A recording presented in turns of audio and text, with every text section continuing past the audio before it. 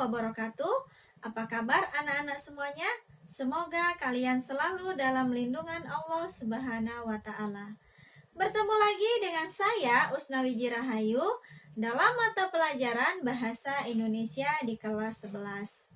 Di video kali ini kita akan membahas mengenai struktur dan kaidah kebahasaan yang ada di dalam buku fiksi dan buku non-fiksi. Berikut ini penjelasannya.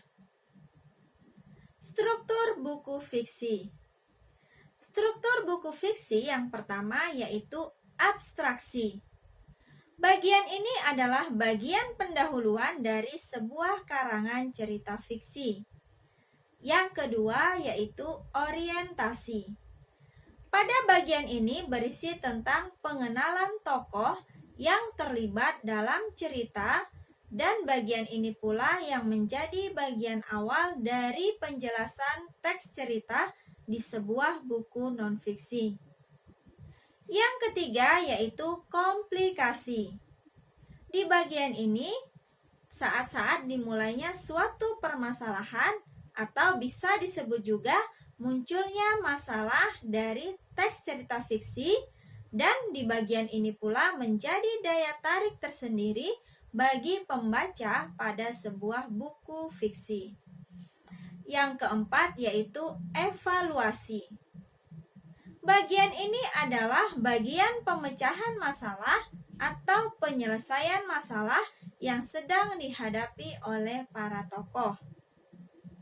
Yang kelima yaitu resolusi. Pada bagian ini merupakan suatu inti pemecahan masalah dari masalah-masalah yang dihadapi tokoh, dan menjadi akhir penyelesaian masalah apakah dapat berakhir dengan baik atau berakhir dengan tidak baik. Dan struktur yang keenam yaitu koda. Koda bisa disebut juga dengan reorientasi, yaitu merupakan akhir cerita yang berisi kesimpulan suatu cerita dan menjadi penutup yang berisi amanat atau pesan moral yang dapat dipetik atau diteladani dari buku fiksi.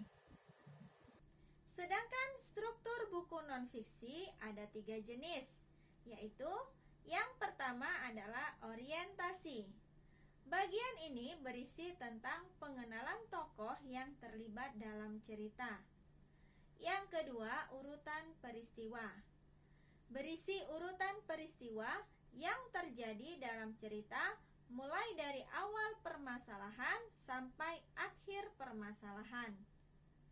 Dan yang ketiga, reorientasi, yaitu merupakan akhir cerita yang berisi kesimpulan suatu cerita yang menjadi penutup yang berisi pesan moral yang dapat dipetik atau diteladani dari buku non-fiksi. Kaidah kebahasaan yang ada di dalam buku fiksi dan buku non-fiksi. Ada 3 ciri kaidah kebahasaan yang ada di dalam buku fiksi. Yang pertama yaitu metafora. Metafora merupakan perumpamaan yang sering digunakan untuk membandingkan sebuah benda atau menggambarkan secara langsung atas dasar sifat yang sama. Contohnya, sang ibu memeluk buah hati. Pada kata buah hati itu merupakan metafora yang bermakna anak. Ciri yang kedua yaitu metonimia. Metonimia merupakan gaya bahasa yang digunakan dengan kata-kata tertentu dipakai sebagai pengganti kata yang sebenarnya, namun penggunaannya hanya pada kata yang memiliki pertalian yang begitu dekat. Contohnya yaitu mobil diganti dengan kata kijang. Penerapan dalam kalimat, kakak pergi naik kijang hijau. Maknanya adalah kata kijang hijau pada kalimat di atas bukanlah merupakan benda aslinya, yaitu seekor kijang yang berwarna hijau, melainkan sebuah mobil yang bermerek Toyota berwarna hijau. Ciri yang ketiga yaitu simile atau persamaan. Simile atau persamaan digunakan sebagai pembanding yang bersifat eksplisit dengan maksud menyatakan sesuatu hal dengan hal lainnya. Misalnya, seumpama, selayaknya, dan laksana.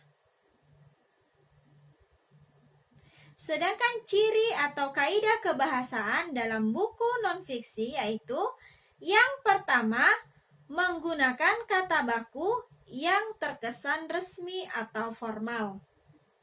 Yang kedua, cerita yang dituliskan terkesan santai, biasanya berisi cerita demi cerita yang terjadi di kehidupan sehari-hari. Dan ciri yang ketiga yaitu menggunakan kata-kata asing dan kata-kata yang belum termasuk kata serapan. Nah, itulah tadi penjelasan mengenai struktur dan kaidah kebahasaan yang ada di dalam buku fiksi dan buku non-fiksi. Mudah-mudahan membantu kalian dalam memahami setiap materi pembelajaran di masa pandemi COVID-19. Terima kasih sudah menyaksikan video ini. Wassalamualaikum warahmatullahi wabarakatuh.